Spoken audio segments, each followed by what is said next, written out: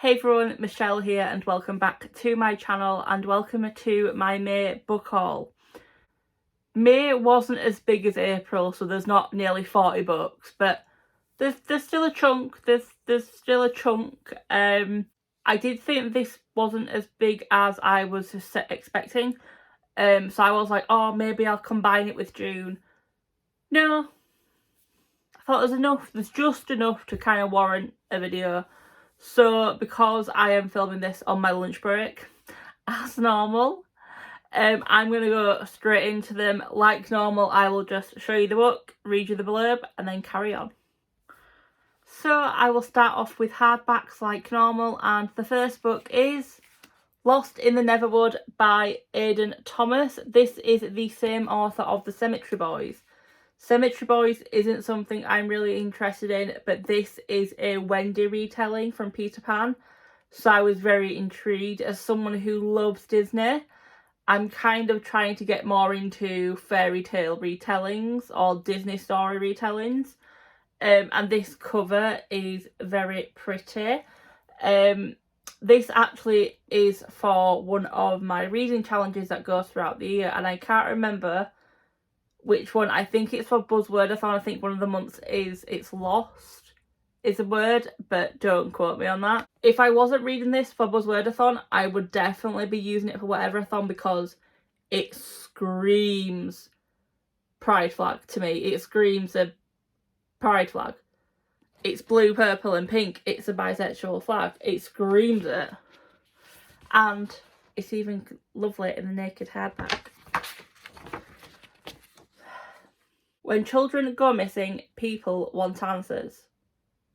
It's been 5 years since Wendy and her two brothers vanished into the woods near the small coastal town of Astoria, Oregon.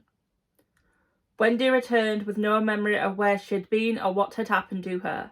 Her brothers did not.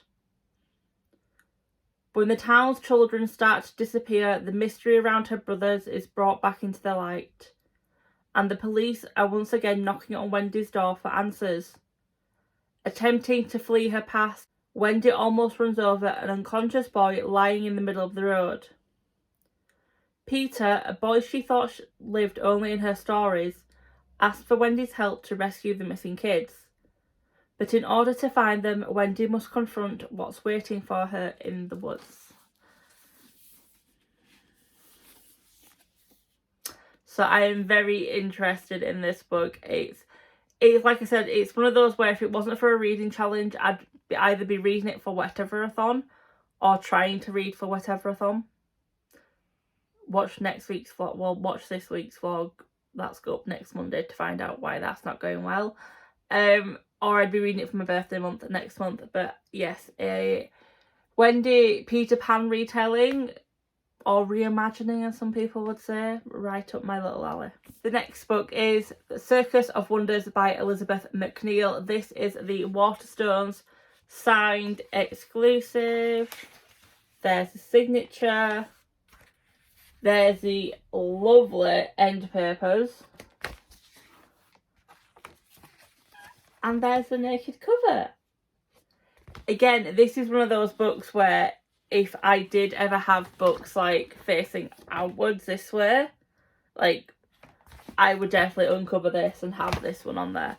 Elizabeth has wrote The Doll Factory, a very popular book. Came out last year, I believe, or the year before. I haven't read it. It's on my shelf. I haven't read it yet, but I already had this one pre-ordered when I got that one, so yeah. 1866. In a coastal village in the southern England, Nell picks violets for a living. Set apart from her community because of the birthmarks that speckle her skin, Nell's world is her beloved brother and devotion to the sea. But when Jasper Jupiter's Circus of Wonders arrives in the village, Nell is kidnapped. Her father has sold her, promising Jasper Jupiter his very own leopard girl. It is the greatest betrayal of Nell's life, but as her fame grows, and she finds friendship with the other performers and Jasper's gentle brother Toby, she begins to wonder if joining the show is the best thing that has ever happened to her. In London, newspapers describe Nell as the eighth wonder of the world. Figurines are cast in her image and crowds rush to watch her soar through the air. But who gets to tell Nell's story? What happens when her fame threatens to eclipse that of the showman who brought her? And as she falls in love with Toby, can he detach himself from his past and the terrible secret that binds him to his brother? So, historical fiction, something that I've wanted to read more of, so I can't wait to dive into this one. And the next book is Both of You by Adele Parks. This is a thriller mystery type book. While this is my favourite genre, well, one of them, I kind of tend to stick to the authors I know. Adele is one that has been recommended all over my Twitter and Instagram, so I thought, you know what a book to start with, because you'll know when I read you the blurb.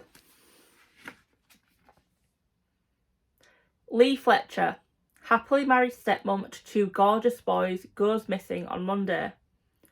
Her husband, Mark, says he knows nothing of her whereabouts. She simply went to work and just never came home. Their family is shattered. Kai Jansen, married to wealthy Dutch businessman Dan, vanishes the same week. Kai left their luxurious penthouse and glamorous world without a backward glance. She seemingly evaporated into thin air. Dan is distraught. DC Clements knows that people disappear all the time, far too frequently. Most run away from things, some run towards, others are taken but find their way back. A sad few never return. These two women are from very different worlds. Their disappearances are unlikely to be connected. And yet, at a gut level, the DC believes they might be. How could these women walk away from their families, husbands and homes willingly? Clements is determined to unearth the truth, no matter how shocking and devastating it may be. So, like I said, she is a thriller mystery author who has been on my radar for a while. I actually have one of her books, Just My Looks, on my wish list. So yes, I believe I got this because it was double points, one of the double points weekends at Waterstones. So I thought I may as well get me double points for it. But yep, one I am looking forward to reading. Probably later this year, not anytime soon. And the next book is another crime author that is new to me, and that is The Killing Kind by Jane Casey. Jane, it turns out, is an Irish author who has written 11 crime books for adults and 3 for teenagers. And she has a series, and I can't remember the name of it. Is it on the back? The Maeve Kerrigan series. I've seen reviews from people who I don't admire but who I follow, because their thoughts are some thoughts I'm like, actually they're quite similar to my own. And yeah, so again, this was one that I got on a double points Waterstones weekend. So let's get into it. He tells you you're special. As a barrister, Ingrid Lewis is used to dealing with tricky clients, but no one has ever come close to John Webster. As Ingrid defended Webster against a stalking charge, he then turned on her, ruining her relationship, even destroying her home. Now Ingrid believes she has finally escaped his clutches, but when one of her colleagues is run down on a busy London road, Ingrid is sure she was the intended victim. And then Webster shows up at her door. Webster claims Ingrid is in danger and that only he can protect her. Stalker or saviour, murderer or protector. The clock is ticking for Ingrid to decide, because the killer is ready to strike again. And now onto a hardback that I'm pretty sure I showed in one of my earlier vlogs, and that is Threadneedle by Carrie Thomas. This is the Goldsboro edition. If you look very closely, it looks like there's stitching on the cover. There isn't, I've checked, but it looks like it. And the stenciling, it's the skyline of London. I love it. I think it's so intriguing. Obviously, London's not set out like that, all them places are, but I still think it looks pretty good. So this is a book that is kind of being hyped a lot all over my Bookstagram, Book Talk, Book Twitter, BookTube. It's one of those books that is highly, highly hyped. It's magical and fantastical. Yeah, they're the right words, so it's kind of up my alley. Anna's aunt has always warned her of the dangers of magic. Its twists, its knots, its deadly consequences. Now Anna counts down the days to the ceremony that will bind her magic forever, until she meets Effie and Attis. They open her eyes to a London she never knew existed, a shop that sells memories, a secret library where the librarian feeds off words, a club where revellers lose themselves in a haze of spells. But as she is swept deeper into this world, Anna begins to wonder if her aunt was right all along. Is her magic a gift or a curse? And for the last of the hardbacks this month, Sawbones by Stuart McBride. Again, Stuart is one of those crime thriller authors who is internationally well known. I've just not picked him up. And a lot of the times I won't pick them up if they're like a lot of the way through a series, because I can't be bothered reading like 12 books to get to the current stage. But yeah, I didn't expect this to be so small. I thought it would have more pages, but here we go. They call him Sawbones, a serial killer touring America kidnapping young women. The FBI is investigating, but getting nowhere. Their latest victim is Laura Jones, 16 years old, pretty, blonde, and the daughter of one of New York's most notorious gangsters. Laura's dad doesn't care about the law. What he wants is revenge, and he knows just the guys to get it. This time, Sawbones picked on the wrong family. I've kind of been getting into my gangster books a little bit more recently, and I'm liking it. And on to the hardbacks. The first book is an anthology, Murder Takes a Holiday, classic crime stories for summer. So basically lots of authors' stories are in here, and these are books that take place on holidays of different varieties, so I don't know what else to say. And my second anthology is Vampires Never Get Old. These are stories from popular YA authors such as V.E. Schwab, Rebecca Rowanhouse, Donielle Clayton, Tessa Gratton, and many more. 11 fresh vampire stories from young adult fiction's leading voices. So one that I will most definitely be picking up in October, I think. October, November time. Let's get a bit of Halloween and spooky in this house. Wow, I'm showing my age there. The last small paperback on my list this month is The Baby Is Mine by Yinkan Braithwaite. Very small. Only cost me £1, so I thought I'd give it a try. Yinkan is actually the author of My Sister the Serial Killer, which was everywhere last year. And I'm pretty sure it's still on my to-be-bought list. When his girlfriend throws him out during the pandemic, Bambi has to go to his uncle's house in lockdown Lagos. He arrives during a blackout and is surprised to find his auntie Bidemi sitting in a candlelit room with another woman. They both claim to be the mother of the baby boy fast asleep in his crib. At night, Bambi is kept awake by the baby's cries, and during the days he is disturbed by a cockerel that stalks the garden. There is sand in the rice, a bloodstain appears on the wall, someone scores tribal markings into the baby's cheeks. As the fight between the two women turns ever more dangerous, Bambi has to find out which woman is lying and which is telling the truth. And the next book is Talking with Serial Killers, The Most Evil People in the World Tell Their Own Stories by Christopher Berry D. So Christopher is a world-renowned investigative criminologist.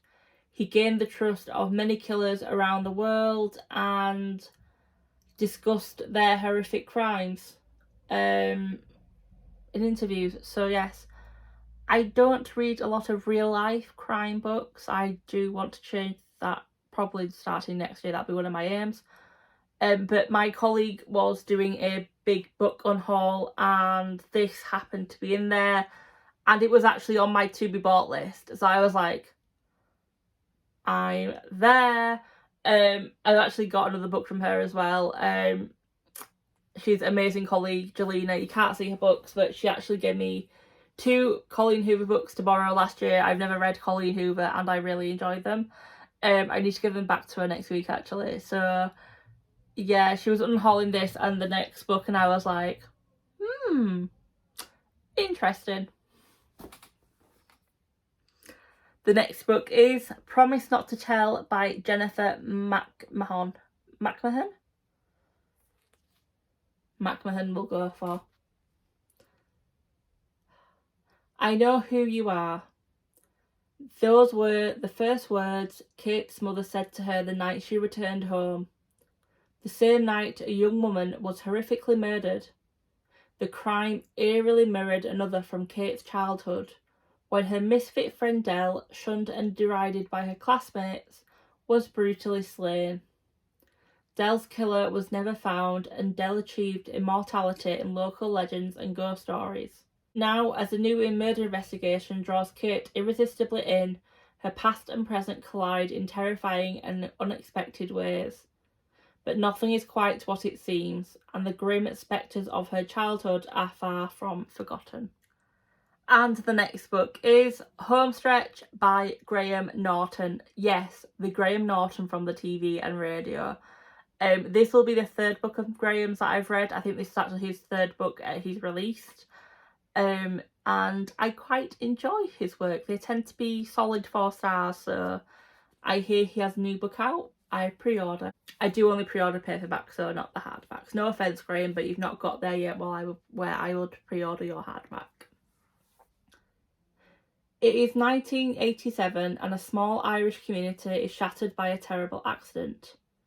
Young Connor is one of the survivors, but staying among the angry and the mourning is more than he can bear. He leaves the only place he knows, taking his secrets with him. But the unspoken longings and regrets that have come to haunt those left behind will not be silenced, and before long, Connor will have to confront his past. And the next book is Honey and Issues Guide to Fake Dating by Adiba Jagadar. This only came out last month and I see everyone reading this and loving this. This is one of the many books that if I somehow manage to get through my TBR this month or whatever-a-thon and my normal TBR, I will pick it up. I don't think I will do that, but I'm quite looking forward to it. I read Adiba's book, where is it? Behind me. The Henna Wars. I read Adiba's other book, The Henna Wars, this year, I should say, and I really enjoyed it. So I already had this pre-ordered, and when I read The Henna Wars, I was like, I did the right thing by pre-ordering this. Easygoing and popular, Honey Khan has it all, until she comes out as bisexual and her friends don't believe her. An academic overachiever, Issue Day has a lot to prove, but her shot at head girl relies on being popular. Their solution? Pretend to be dating even though they hardly know and definitely don't like each other. But as they get closer, things get messy. Can 2 Bengali girls find happily ever after, even when the odds are stacked against them? The next book is The Wrath and the Dawn by Renee Ardier. This is a trilogy or duology, I say, the first in a trilogy or duology that a lot of people have already read years ago and I'm only just picking it up. But it was on my to be bought list. So I went to Leeds the other week with Ada and I got it because it also is for Buzzwordathon, if I remember correctly. It's for the month of August or September, so I like to be nice and Ready for them? You get what I mean. Every dawn brings horror to a different family in a land ruled by a killer. Khalid, the 18-year-old Caliph of Khorasan, takes the new bride each night only to have her executed at sunrise. So it is a terrible surprise when 16-year-old Shahzad volunteers to marry Khalid, but she does so with a clever plan to stay alive and exact revenge on the Caliph for the murder of her best friend and countless other girls. Shazzy's wit and will get her through to the dawn that no others have seen, but with a catch. She may be falling in love with a murderer. Shazzy discovers that the villainous boy king is not all that he seems, and neither are the deaths of so many girls. It's up to her to uncover the reasons for the murders and to break the cycle once and for all. And the next book is The Light of Prague by Nicole Jarvis. I haven't seen many people talking about this one, but after reading the blurb, I thought this is my cup of tea. In the quiet streets of Prague, all manner of mysterious creatures lurk in the shadows. Unbeknownst to its citizens, their only hope against the tide of predators are the dauntless lamplighters. Secret elite monster hunters who light staves off the darkness each night. Domek Miska leads a life teeming with fraught encounters with the worst kind of evil. Pijavis, bloodthirsty and soulless vampiric creatures. Despite this, Domek finds solace in his moments spent in the company of his friend, the clever and beautiful Lady Aura Fitzgerova, a widow with secrets of her own. When Domek finds himself stalked by the spirit of the White Lady, a ghost who haunts the barocco halls of Prague Castle, he stumbles across the sentient essence of a will o'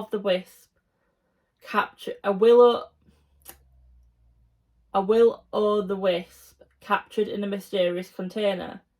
Now, as its bearer, Domek wields its power, but the wisp, known for leading travellers to their deaths, will not be so easily controlled.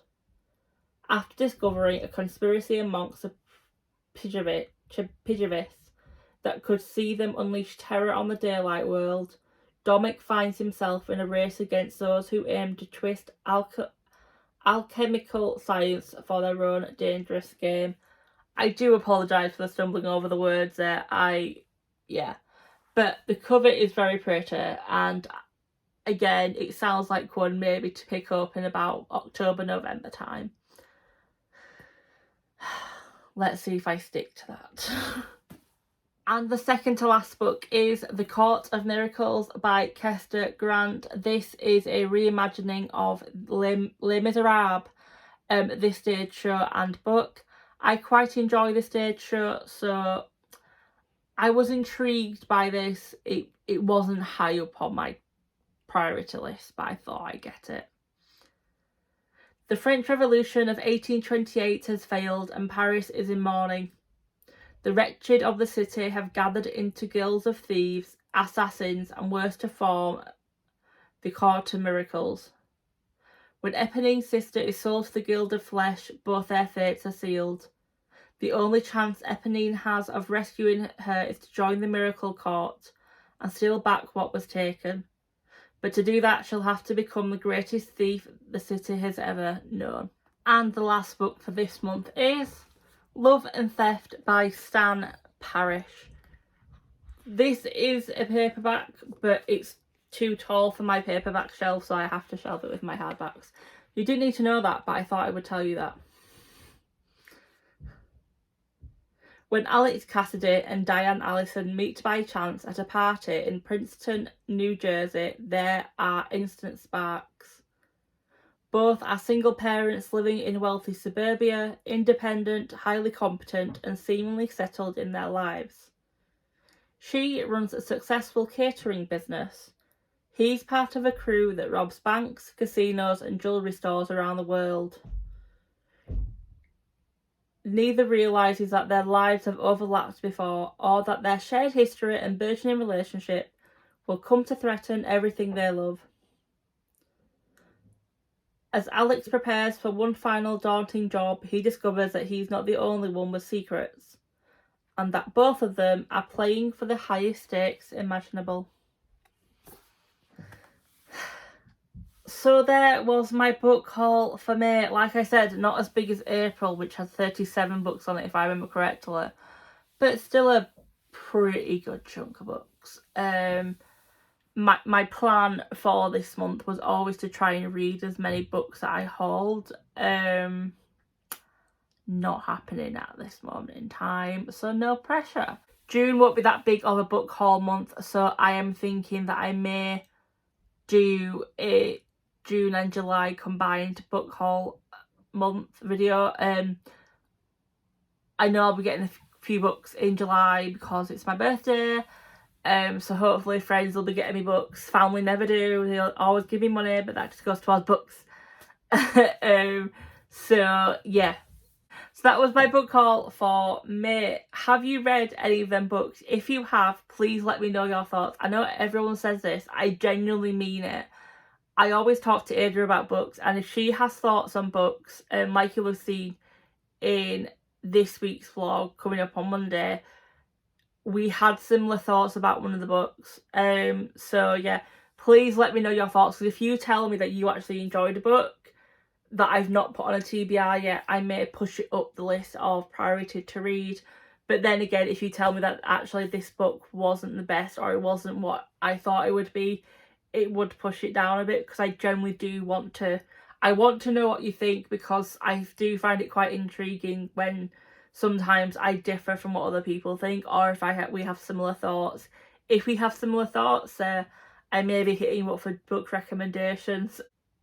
If you like this book haul, please give it a like. If you are new to my channel, hi, my name's Michelle. I ramble on about books like no tomorrow, but I have two speeds. I either spoil the book completely to the point where you will probably wonder why you want to read the book, or I am so vague you will be like, why has she even mentioned this book? I am trying to get better, I promise. I'm not there yet, but I am trying to get better. I also don't class what I do as reviewing. I don't review, I just read and here's my thoughts. If you haven't subscribed yet, please consider it. I hope my videos have gotten better over the past few months. But yeah, until next time, bye.